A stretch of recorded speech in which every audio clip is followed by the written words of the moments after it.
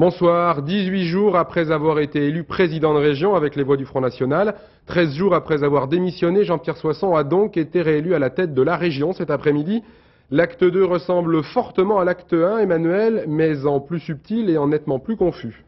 Oui, Lilian, confusion d'abord ce matin avec 2 tours de chauffe qui se sont employés à brouiller les cartes. On a vu une très large majorité RPR-UDF s'abstenir parce que l'UAV n'avait pas présenté de candidat. On a vu le Front National s'abstenir également, ces 2 premiers tours. On a vu Jean-François Bazin qui, pour le principe et par respect envers ses électeurs, se portait candidat au premier tour. Et enfin, on a retrouvé Eugène Tesser, candidat de la première heure de la gauche plurielle. C'est au 3e tour que Jean-Pierre Soisson a abattu ses cartes en se portant candidat à la présidence face à Eugène Tesser. Le cas de figure était donc sensiblement le même que lors du 20 mars dernier, sauf que cette fois-ci, les 2 élus chasseurs n'avaient pas de candidat.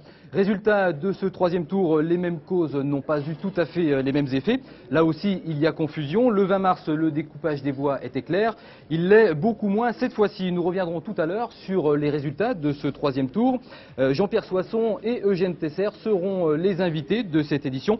Mais tout de suite, je vous propose de suivre le déroulement de cette journée vu du côté droit de l'Assemblée par Éric Cicot et Michel Garnier. L'après-midi commence comme s'est achevée la matinée par une suspension de séance à la demande cette fois-ci du Front National.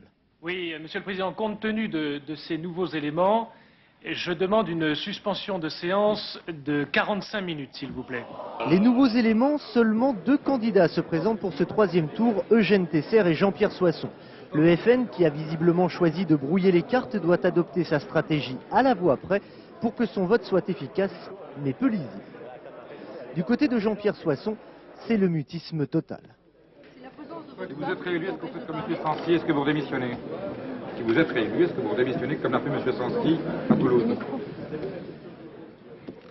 À droite, il lui manquera au moins une voix. La rupture est définitivement consommée entre lui et Jean-François Bazin.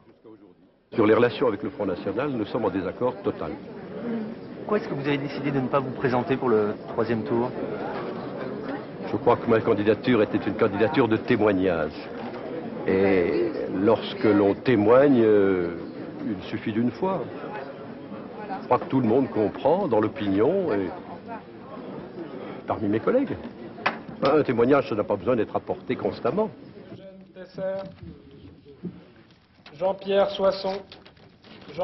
27 voix pour Jean-Pierre Soisson, 26 pour Eugène Tesser, 3 blancs et 1 abstention. Pierre Jaboulet-Verschère peut se réjouir. Le Front National a atteint son but, la plus grande confusion apparente dans le décompte des voix.